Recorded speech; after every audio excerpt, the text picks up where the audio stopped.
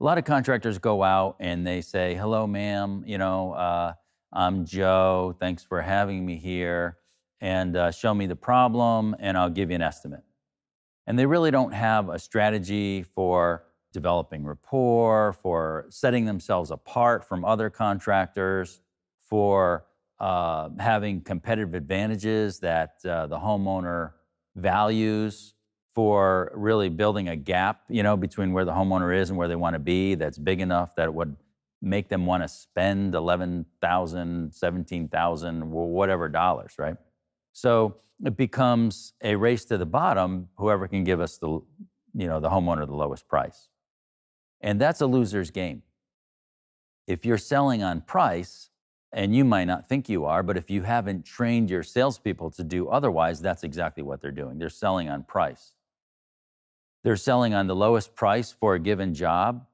And even worse, they're selling partial jobs. They're selling a Band-Aid approach. They're saying, well, we can do a little bit of this for you so the price is low so I can sell a job, so I can eat, I get paid commission so I can feed my family. As the salesperson, they're not looking out for your interest as the owner of the company or for the rest of the group, or maybe they think they are. Hey, I sold a job today. It was a little job, but I sold the job, and I did my task. I brought home the bacon.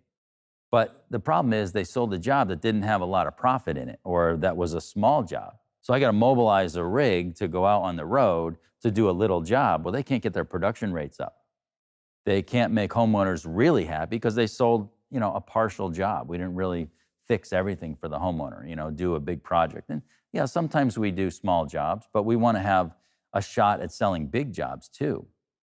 So we have to have a strategy for selling. We can't just hire salespeople and say, okay, here's the brochures, this is what we do, here's the proposal forms, go out and do your best.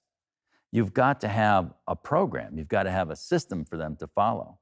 And that's the difference with, having a system like Perfectus in place, that you've trained all your salespeople and they're actually building value. They're building more value than the other guys, than your competitors, and they're able to sell jobs at a higher price than your competitors sell them for because of the way they sell. It can make that much of a difference.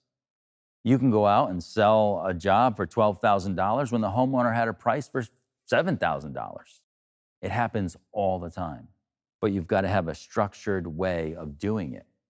So if you're going to sell anyway, and you are, you may as well take the time to train your salespeople and ride along with them.